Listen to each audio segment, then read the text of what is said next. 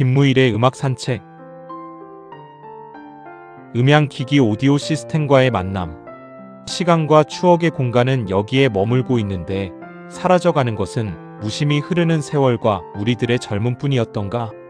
얼마 전 한성 로터리 클럽의 동료 회원인 도혜가 박종훈 교수와 소프라노 손미선 그리고 테너 이영화 교수와 함께 무용학과 박미영 교수의 신작 공연 발표를 관람하던 지난 여름의 예술의 전당은 짙어가는 녹음과 더불어 온통 오색 찬란한 꽃밭으로 만개하여 우리를 반가이 맞는다.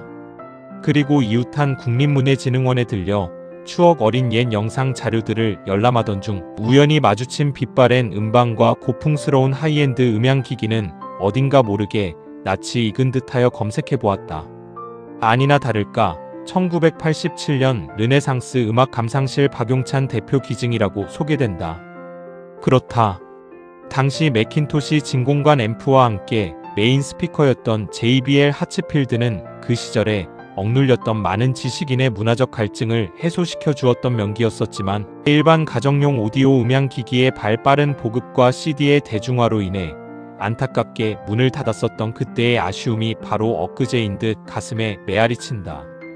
학창시절 결강날에나 모처럼 한가한 주말의 저녁나절에 틈틈이 이곳을 찾곤 했던 그때의 추억은 어느덧 반세기 이상 흘렀고 무심한 세월의 쳇바퀴는 쉬지 않고 굴러 어느새 인생의 황혼을 바라본다. 모든 것이 부족했던 그 시절이었었지만 우리들의 젊음엔 나름대로 꿈과 낭만이 계절 따라 펼쳐지곤 하던 그때가 문득 그리워진다. 청명한 휴일이나 주말 혹은 분기별마다 치르던 기말고사나 전공 시험이 끝날 때면 을에 찾던 곳은 백운대의 인수봉이나 만경봉, 도봉산 줄기의 만장봉이나 선인봉, 우이암 등이었으며 당시의 명배우 스펜서 트레이시 경이 출연했던 더 마운틴이라는 산악영화는 그 시절의 우리들 산악인들에겐 최고의 로망이었다. 유럽의 지붕 알프스 산맥을 연하는 몽블랑 절벽에서 조난사고를 당한 동생을 악정고투 끝에 구출하던 트레이시 경의 명연기는 살신성인의 모습으로 영국 왕실로부터 기사자기를 받을 만큼 숭고했었고 이렇다고 할 야외 활동이 쉽질 않던 그때 산을 향한 젊은이들의 열풍이 바로 선풍이었다. 봄과 가을엔 자일과 각종 등산 장비를 울러매고 암벽 등반과 한강 물살을 가르는 조정 경기에 온 힘을 다하던 그 시절. 지금이야 흔해 빠진 것이 등산 장비와 용품이겠지만 그때만 하더라도 이 정도의 장비를 제대로 갖추려면 상당한 투자가 요구될 만큼 사치스럽고 고급스러운 취미활동이었다. 더욱이 겨울철을 맞아 동계 등반을 위해 산악스키팀을 꾸려 횡계리 산골 마을과 바랑산 봉우리에서 펼쳐지던 우리들의 젊은 꿈은 눈처럼 순수했었고 횡계리 알프스 산장 모닥불에 둘러앉아 밤을 지새워 나누던 그림과 음악, 예술 화제에 우리들의 꿈은 마냥 부풀었었다. 그때는 전공 과목에만 몰두하기도 쉽질 않을 때였었지만 그래도 그때 틈틈이 익힌 음악 산책은 아마도 우리들 삶의 다양한 활력소로 배양되지 않았던가 싶던 이때 필자는 서울 세종로 부근에 위치한 고전 음악 감상실 르네상스의 박용찬 대표를 만나게 된다. 르네상스 음악 감상실.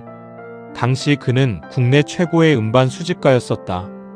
웬만한 작곡가나 연주가를 능가할 만큼 박식할 뿐만 아니라 음악을 만드는 제작자라 할 정도로 교양있고 세련된 신사로 학생이었던 필자를 무척이나 아끼며 보살펴 주었다.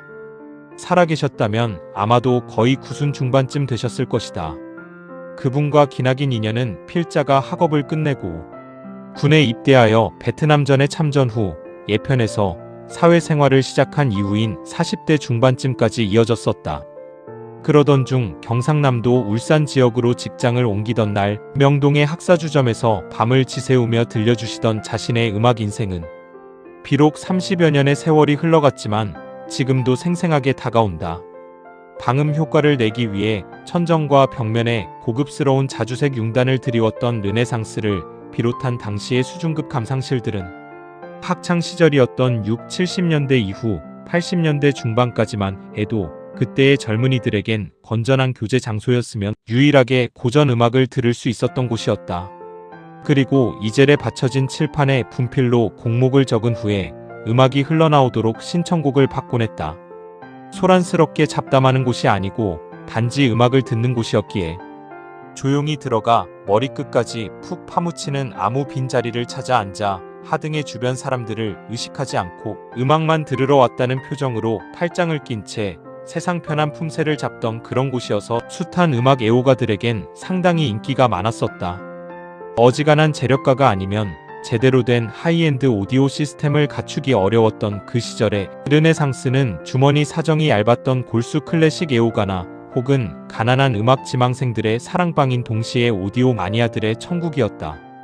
박용찬 대표는 육척장신의 왕년의 복싱 선수였었는데 많은 이들은 엉뚱하게도 까맣게 염색한 USMC 군복 윗도리 차림에 한쪽 눈을 안대로 가린 어떤 장애인을 주인으로 착각했었다.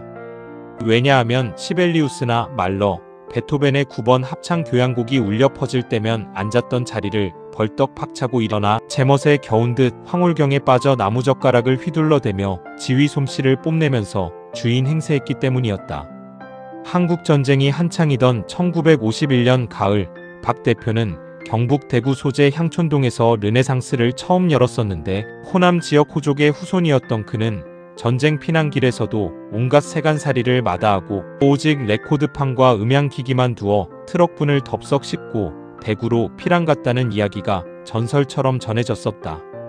미국의 클래식 음악 전문지인 ETUD는 코리아의 음악은 전쟁 중에도 사람 헤아리 친다라고 소개했고 외신들은 이를 보고 전쟁의 폐허 속에서도 바흐의 음악은 끊임없이 울려 퍼진다라고 극찬했었다. 2부에서 계속됩니다.